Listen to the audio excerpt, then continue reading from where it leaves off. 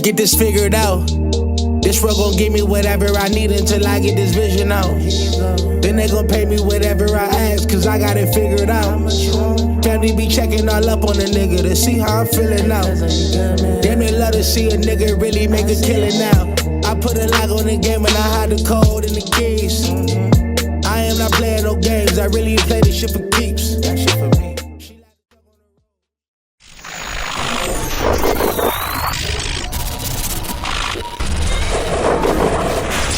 MaddenHeadz YouTube, what's going on?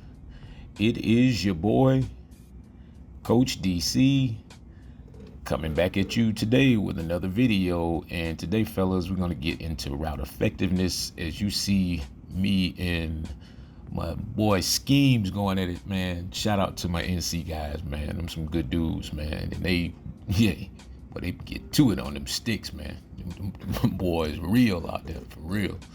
But yeah, man, so what I'm seeing with the beta is, we can get it to function.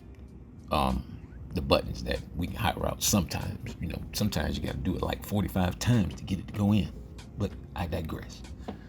So I know what we all want, man. We love the streak routes, and we just want to be able to throw it down the field, jump up and catch it. We love that the one play kind of tutty, the one play touchdown post, the deep post that the guys just dumb out on. But in 24, I guess that's why the knockouts seem like they're kind of necessary in some sense, where I don't complain as much now, because it's like, the routes are still there. The routes are there's gonna be some separation, and if you know what you're doing, you're gonna catch and be able to retain the passes, and a lot of those one-on-one kind of 50-50 situations if you're doing the right things. But it's almost like they're trying to achieve a sort of a balance. And so even in 23, we didn't see, or at least I didn't see, as many one-play touchdown kind of opportunities, maybe until, they kind of patched the game at one point, and then the deep ball got like really silly effective, even though despite the third and fourth down thing, but the deep ball got crazy, man. I had to do my drop. I know you watching this video, I'm talking about you. I had a guy in my league, man, that mother throw a deep ball. He didn't care who was out there, and bruh, he was going to get it, and it was user. So I couldn't even, you couldn't front.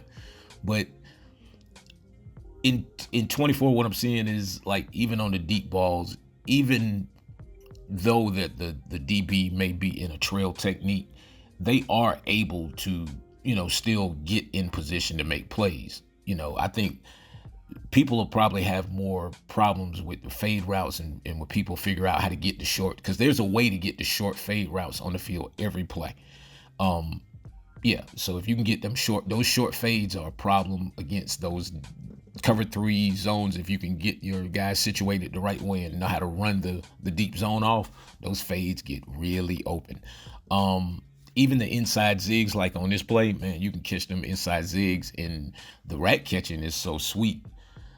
I think it's gonna be a problem, but the rat catching is they don't really lose momentum. If you catch the ball the right way, they don't lose momentum.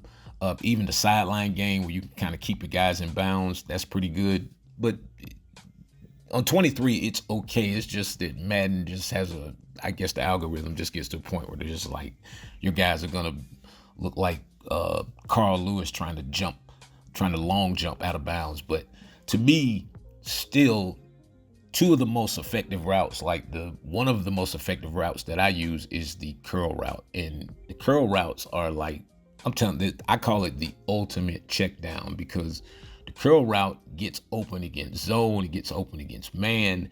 And if you know how to set it up and you can kind of, how to, get the guy in one-on-one coverage, the curl route is very, very hard to stop. Like, serious business. Especially if you can catch it. I mean, if you know how to catch and run and make a move and shake loose, you beat that one guy. In a lot of situations on the curl route, man, you can like get gone. Like, curl routes are technically one-play touchdowns in a lot of situations, because guys are leaving guys one-on-one, with the hope that the AI defender can at least stay close enough. And to its credit on 24, they will. But again, if once the mechanics are there, once everybody kind of catches up to speed, you're going to see a lot of situations where guys are missing those one-on-one tackles, man. And you miss that one tackle, then that's, that might be that. But to me, the curl route is just, like I said, these man-to-man, what I call them, man-to-man AI zombies, people that just call straight press cover defense every play. Man, you can get them out of that quick. All you got to do is just be patient, know how to get your guys aligned, get them in situations where the user can't cover everything. And then if they're dropping a bunch of guys, now that's, they're going to have to decide, do they want to send pressure or do they want to cover? But again, those curl routes, if you throw them properly, I'm telling you, it sometimes it's bang, bang play. Yeah, my boy clicking on right there, he got that one. But if not, you miss. Again, that you understand how to rack catch those, or you know how to shake loose of that first guy, man, it can get ugly quick. Because I'm telling you, the moves are inside, outside. Really understanding how to maybe lean your weight one way and kind of reverse out.